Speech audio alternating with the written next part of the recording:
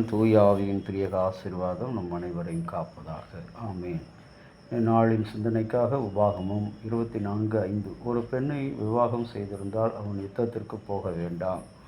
கிறிஸ்துவில் அன்பான இறை மக்களே, திருமண வாழ்வினுடைய ஐஸ்வர்யத்தை, ஐக்கியத்தை, பிடிப்பை, இணைப்பை பிளவு இல்லாமல் காத்து கொள்ள கணவன் மனைவி ஒன்றாக இருக்க வேண்டும். அப்போஸ்தலனாகிய பவுல் கூறுகிற ஆலோசனை, பெண்களை மனைவிமார்களே உங்கள் கணவருக்கு கீழ்ப்படிந்திருங்கள் என்று சொல்லுகிறார். அதுபோல கணவன்மார்களே உங்களுக்கு நியமிக்கப்பட்ட துணையை உங்கள் சரீரத்தின் ஒரு பாகமாக நீங்கள் ஏற்றுக்கொள்ளுங்கள். இந்த நாட்களிலே நாம் அநேக திருமணங்களுக்கு செல்கிறோம், திருமணங்களை செய்து வைக்கிறோம்.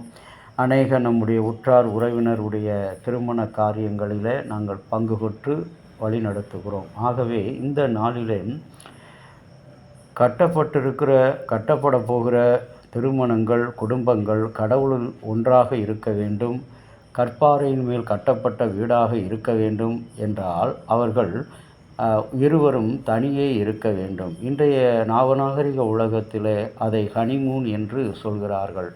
ஆனால் ஆதியிலே தேவன் ஆதாம் ஏவாளை படைத்து அவர்களை ஹனிமூன் என்ற ஏதேன் தோட்டத்தில் வைத்தார் என்று சொன்னால் அது மறுக்க முடியாது. உண்மையிலே அதுவும் ஒரு ஹனிமூன். இங்கே இஸ்ரவேலினுடைய சட்டம் 24ஆம் அதிகாரம் 5வது வசனத்திலே அவன் போருக்கு செல்லக்கூடாது, வலுக்கட்டாயமாக அவன் மீது எந்த ஒரு வேலையும் செலுத்தக்கூடாது, 1 வருஷம் மட்டும் வீட்டிலே இருந்து இஷ்டப்படி தன் விவாகம் பண்ணின பெண்ணை சந்தோஷப்படுத்தட்டும்.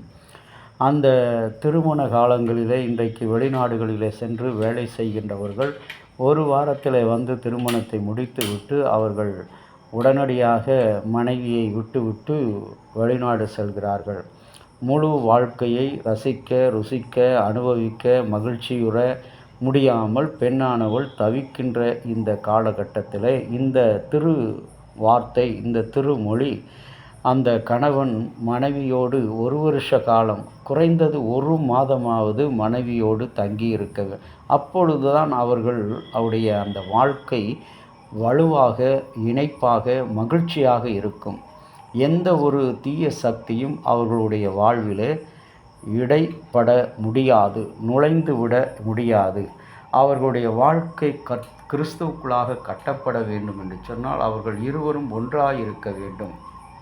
தன்னுடைய வாழ்வை குறித்து, தன்னுடைய நிலைமைகளை குறித்து அவர்கள் என்ன செய்ய வேண்டும்?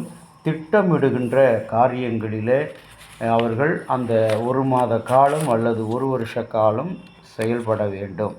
ஆகவே இன்றைக்கும் கூட அன்பான இறை மக்களே, கணவன் மனைவியாக பெற்றோர்கள் அவர்கள் அமைத்து வைக்கிறார்கள். ஆனால் பெற்றோர்கள் அந்த பிள்ளைகளுடைய வாழ்க்கையில் இடைப்படக்கூடாது, அவர்களை தனியே இருக்க விட வேண்டும். அதுதான் அவர்களுடைய இல்லற வாழ்வுக்கு வாழ்நாள் பரியந்தம், அவர்கள் கடைசி மட்டும், வயது முதிர்வு மட்டும் அவர்கள் கணவன் மனைவியாக ஒருவருக்கொருவர் அன்பாக விட்டு கொடுக்காமல், இன்றைக்கும் கூட இந்த வங்கிகளில் நாம் பார்க்கும்போது கணவன் மனைவியாக அவர்களுடைய பென்ஷனை வாங்குவதற்கு வருகின்ற அந்த காட்சி கடவுளுடைய இந்த திருவார்த்தை உண்மை என்பதை உணரும்படி செய்கிறது. ஆகவே நாமும் இந்த திருமண காலங்களில் நம்முடைய பிள்ளைகளுக்கு திருமணம் செய்து வைக்கும்போது இப்படிப்பட்ட சிந்தனையோடு நாம் செயல்படுவோம். இன்றைக்கும் கூட விசேஷமாக அந்த முதல் ஜெட் விமானம் இன்றைக்கு பயணிகளின் பயன்பாட்டிற்கு விடப்பட்ட ஒரு நாள் என்று இந்த நாளிலே அறிமுகப்படுத்தப்படுகிறது. அவர்கள் தாரை பொறி என்பது நியூட்டன் இயக்க விதிகளில் அடிப்படையிலே உள்ளது. உயர் வேகத்தில் புறந்தள்ளப்படும் காற்று தரையினால் உந்து விசையை பிறப்பிக்கும் ஒரு எதிர் விசை எந்திரமாகும். பொதுவாக ஒரு முன்னோக்கி உயர்வாக 1000 முதல் 15,000 மீட்டர் உயரத்தில் பறக்க வல்லது.